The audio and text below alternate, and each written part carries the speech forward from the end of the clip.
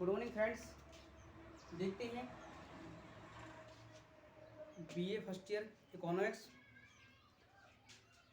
Topic रहेगा आज का है भारतीय अर्थव्यवस्था में निजीकरण के प्रयास।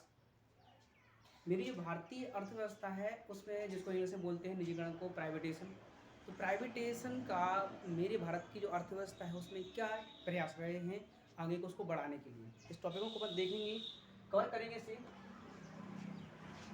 चलिए जब देखते हैं टॉपिक आज का भारतीय अर्थव्यवस्था में निजीकरण के प्रयास। मतलब प्राइवेटेशन हम आपको डिटेल में बता चुके थे इसके क्या, लेकिन आगे चल के इससे जो रीजन है क्या इससे तात्पर्य इस तरह की बता चुके थे।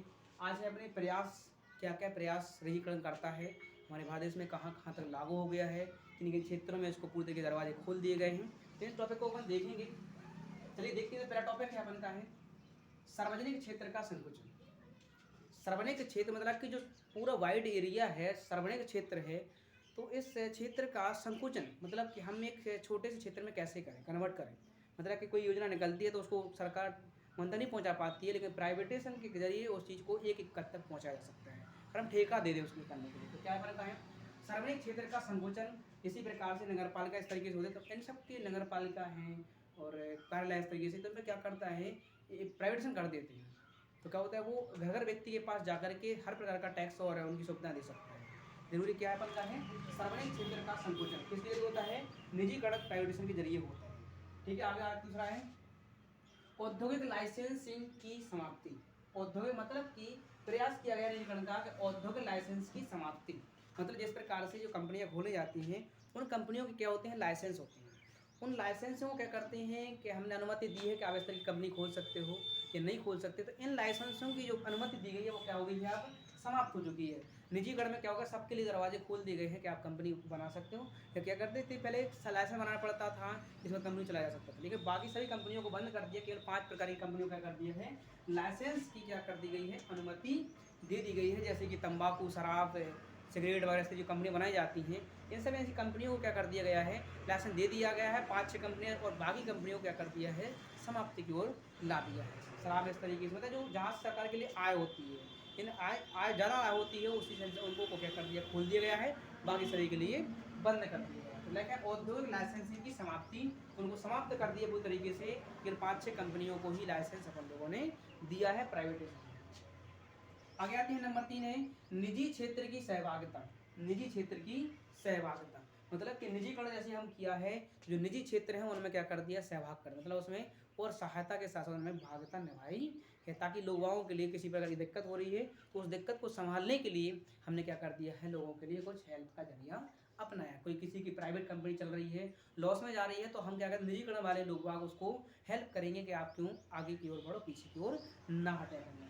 तो क्या निजी क्षेत्र की सहभागिता हमें क्या करना है अपने अपने क्षेत्रों को क्या करना है सहभागिता देना है। चलिए नंबर 4 आता है सार्वजनिक क्षेत्र का पुनर्गठन। जो किसी प्रकार के क्षेत्र होते हैं जैसे कि जमीनी संबंधित होते हैं, क्रांति संबंधित होते हैं, औद्योगिक संबंधित होते हैं, जो सार्वजनिक होते हैं उनको क्या कर दिया है दोबारा से पुनर्गठन। जो किसी प्रकार की कंपनियां बंद पड़ी हुई थी उनका दोबारा से गठन करके, मतलब कोई एक कंपनी डली है सरकार की कैद में थी तो लेकिन किसी प्रकार से उसको नहीं चला पाई, लेकिन उसको क्या कर दिया निजीकरण में 5 से 20% के शेयर के साथ उसको क्या कर दिया बेच दिया गया है। कितना शेयर मेरे को देते जाना है, बाकी शेयर आपका है, इसको बनाओ स्टार्ट करो दोबारा से मार्केट में चलाओ चला करें, क्योंकि हम बताएंगे तो सभी क्षेत्र का पुनर्गठन भी उसी क्षेत्र से हो जाता है। नंबर आता है बोध ज्ञापन प्रणाली द्वारा सुधार। बोध ज्ञापन प्रणाली क्या होता है, बोध मतलब होता है कि सारी चीज़ों को इकट्ठा करके उसको समझ करके हम क्या करेंगे बोध ज्ञापन प्रणाली द्वारा हम सुधार करेंगे। 1985 में इसको लागू किया गया था। बोध ज्ञापन समिति, अर्जुन सेन गुप्ता समिति, ऐसी कई प्रकार की समितियां हैं। इन समितियों के जरिए क्या है हम निजीकरण के साथ साथ बहुत सारी कंपनियों को चला सकते हैं। नंबर 6 आता है सार्वजनिक क्षेत्र की स्वामित्व पूंजी का विनिवेश। सार्वजनिक क्षेत्र की स्वामित्व पूंजी का विनिवेश मतलब जो हम देखे होंगे नगर पालिका हैं और स्वामित्व तरीके से हैं, आसपास के खेत वगैरह मतलब कि कृषि क्षेत्र हैं, तो इसमें क्या होता है निजी क्षेत्र जो टैक्स होता है, इन जो राजस्व कर होता है, इस टैक्स को हम क्या करते हैं इकट्ठा करते हैं, करोपण करते हैं, जीएसटी करते हैं। तो क्या लिखा है सार्वजनिक क्षेत्र की स्वामित्व पूंजी का विनिवेश, जो हमारे पास पूंजी रखी है वो हम प्राइवेटेशन करके निजीकरण करके उस पूंजी को ऐसी जगह शिफ्ट लगाएंगे ताकि वहाँ से इनकम हो और उस एरिया को हम क्या करें, अच्छी तरीके से डेवलप्ड की ओर बढ़ाएं। तो क्या है, सार्वजनिक क्षेत्र की स्वामित्व पूंजी का विनिवेश। विनिवेश मतलब होता है कि उस पूंजी को इकट्ठा किया, उसको दोबारा से निवेश कहें, विनिवेश कहलाता है। ठीक है। नंबर 7 आता है, बड़े उद्योगों घरानों के लिए विनियोग की सीमा समाप्त करनी।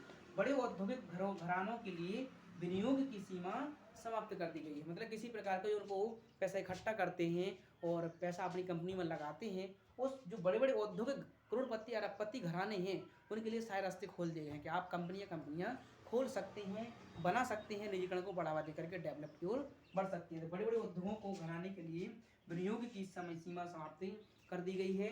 आप कोई भी धंधे खोल सकते हैं क्योंकि निजीकरण पूरी तरीके से खोल दिया गया। जैसे कि रेल परिवहन है, वायु इस तरीके से क्या है, जहाज, ये सब कैसे हैं अपन के प्राइवेटाइजेशन दायरे में जा चुके हैं। मतलब कि हमारी जो अर्थव्यवस्था, जो देश के प्रधानमंत्री वगैरह हैं, उन लोगों ने निजीकरण करने की पूरी रणनीति बना ली है। आगे आते हैं, नंबर 8 है रोगण उद्योगों से संबंधित नीति। रोगण का मतलब होता है कि जो कंपनियां पहले से जली हुई हैं, वो किसी प्रकार की एक गंदगी टाइप की बनी हुई है, तो रोगण उद्योगों से संबंधित नीति को हम एक नीति बनाएंगे। जो कंपनियां आज से 10 साल पहले भी टूट चुकी हैं, बिखर चुकी हैं, बंद हो चुकी हैं, उन कंपनियों को हम दोबारा से विनिर्माण से संबंधित कुछ नीतियाँ बनाएं। बना करके को बनाता है निजीकरण। हमने मतलब किसी प्रकार से निजीकरण को सौंप दिया है, तो वो सोचेगा कि हम उस नीति से, किस नीति से उसको बनाया कि इस कंपनी को ध्वस्त हुई है, दोबारा इसका पुनर्गठन करके इसको मार्केट में लाया जा सकता है। तो क्या है, रोगण उद्योगों से संबंधित नीतियाँ, कुछ कुटीर उद्योग है, लघु उद्योग है, इन उद्योगों को काफ़ी बड़े लेवल पर कौन ले जा सकता है, सार्वजनिक ले जा सकता है, निजीकरण ही ले जा सकता है। हम किसी को प्राइवेटाइजेशन दे देंगे, वो अपनी जिम्मेदारी के अनुसार क्या करेगा, काम करेगा, आगे की ओर बढ़ेगा। तो क्या, रोगण उद्योगों से संबंधित नीति। नंबर 9 है निजी क्षेत्र की बीमा कंपनियों को अनुमति। क्या लिखा है, निजी क्षेत्र की बीमा कंपनियों को अनुमति। जो हमारे आसपास के एरिया में, देश में क्या चल रही है, निजी क्षेत्र की कंपनियां, बीमा कंपनी, जो लोग आके FDID के रूप में खाता खुलवाते हैं, पैसे को जमा करते हैं, कहते हैं 1 साल में 2 साल में हम आपका डबल करके देंगे या आपको रेंट देंगे। ऐसी जो बीमा कंपनी है उनको क्या कर दिया गया है, अनुमति दे दी गई है कुछ कुछ क्षेत्र में, ताकि आप क्या करें, उसको म्यूचुअल फंड के रूप में उसको इकट्ठा कर सकें और बाद में उनको डिवाइडेशन करके बांट भी सकें। तो क्या लिखा है, निजी क्षेत्र की बीमा कंपनियों को अनुमति दे दी, किसकी जरिए दी थी, निजीकरण के द्वारा। तो आजकल आलू आ गए रियल एस्टेट की जो कंपनियां, नाम सुना होगा आपने, FDID वाली, श्रीराम है, आस्था है, सहारा है, इस तरीके से लक कंपनी है, ऐसी वगैरह वगैरह बहुत सी कंपनियां आती हैं और उसी प्रकार क्या है, बीमा कंपनियों को अनुमति दे दी गई। नंबर 10 है सार्वजनिक उद्यमों के शेयरों की बिक्री। मतलब किसी प्रकार शेयर, जैसे कि रेल परिवहन है, अभी नरेंद्र मोदी जी ने क्या कर दिया, उसको प्राइवेटाइजेशन कर दिया है, उसको शेयर करके क्या कर दिया है, बिक्री कर दी, उसको बेच दिया है। जो कि प्रकार की LIC जो कंपनियां होती हैं, उनको शेयर करके क्या कर दिया है, मतलब कि 5 से 20% तक के शेयर को बांट करके उनको क्या कर दिया है, कंपनियों को बेच दिया है, ताकि इन सबके क्या कर सकते हैं, आप लोग कमा सकते हैं। वो कंपनियों को किसके जरिए बेचते हैं, अपन के निजीकरण के प्रयास के द्वारा कंपनियों को हमने बिक्री के लिए बेच दिया था। इस भारत के नक्शे में जाने क्या क्या होता जा रहा है, कंपनियां बन रही हैं, मिट रही हैं। तो ठीक है, ये था भारतीय अर्थव्यवस्था में निजीकरण की प्रयास। आई होप, मैं आशा करता हूँ कि आपके लिए टॉपिक समझ में आ गया होगा। आप लोग रिपीट करिए, घर पर रहिए, किसी प्रकार से घर अगर आवश्यक जरूरत की काम पड़ जाएगा तभी घर से बाहर निकलना। कोरोना की स्थिति काफ़ी तेज चल रही है। आज इतना ही, थैंक यू।